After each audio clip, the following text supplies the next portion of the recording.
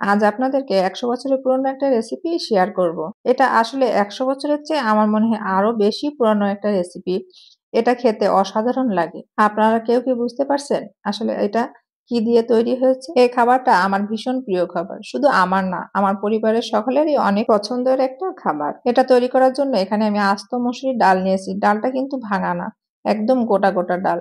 এখানে ডালের কিছুটা খোসা আছে, কিছুটা নাই। এটা আলাদা প্রসেস করে আসলে ডালটা তৈরি করা হয়। এটা রান্না করার পরিমাপ হচ্ছে চালের থেকে ডালের পরিমাণটা একটু বেশি হতে হবে। ডালের পরিমাণ বেশি হলে এটা খেতে বেশি ভালো লাগবে। আমি ডালটা বেশ কয়েকবার পানি পাল্টিয়ে বারবার করে ধুয়ে নিয়েছি। চাল ও ডালটা বেশ কয়েকবার করে ধুয়ে নিতে হবে, কারণ এই ডালটা কিন্তু বালি দিয়ে প্রসেস করা হয়। চাল ও ডালটা ধুয়ে আমি একটা রাইস কুকারের মধ্যে দিয়ে দিয়েছি। এটা আমি রাইস কুকারে রান্না করব।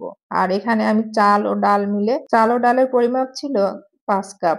তার জন্য আমি এখানে ১০ কাপ পানি দিয়ে দিয়েছি। ভাতটা যখন 80% হয়ে এসেছে তার মধ্যে আমি দিয়ে দিয়েছি বেশ কিছুটা রসুনের কোয়া, আর তার সাথে দিয়ে দিয়েছি কাঁচামরিচ।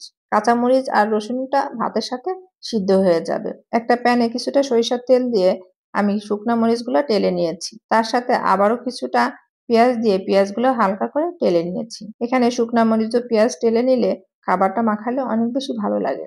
আপনারা খেয়াল করেছেন কিনা জানি না, আমি খিচুড়ি রান্না করতে কিন্তু লবণ দেইনি। এখানে কিছুটা মরিচ নিয়ে তার সাথে লবণ দিয়ে মরিচটা ভালোভাবে মাখিয়ে নিয়েছি। নতুন রাঁধুনিদের জন্য একটা টিপস হচ্ছে, কখনো পেঁয়াজ, মরিচ আর লবণ একসাথে মাখাতে যাবেন না। পেঁয়াজ থেকে পানি বের হয়ে মরিচটা নরম হয়ে যাবে। ভালোভাবে মাখানো যাবে না। সবকিছু ভালোভাবে মাখিয়ে তার মধ্যে আমি দিয়ে দিয়েছি টেলে রাখা সেই পেঁয়াজ, আর তার সাথে আরো দিয়ে দিয়েছি কিছুটা আচারের তেল। আচারের তেল দিয়ে এই ভাতটা মাখালে অনেক বেশি ভালো লাগে। আমি ভাতটা গরম গরম অবস্থায় মাখিয়ে নিয়েছি। এটা আমাদের অঞ্চলে বলে গোটা মসুরির ডালের খিচুড়ি।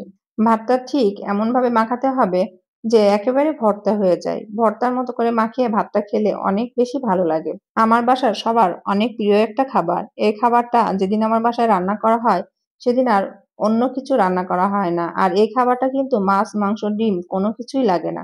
আসলে এটা খিচুড়ি ভর্তা রেসিপিও বলা যেতে পারে। এটা চুয়াডাঙ্গা জেলার একটা খুব জনপ্রিয় খাবার। আল্লাহ হাফেজ।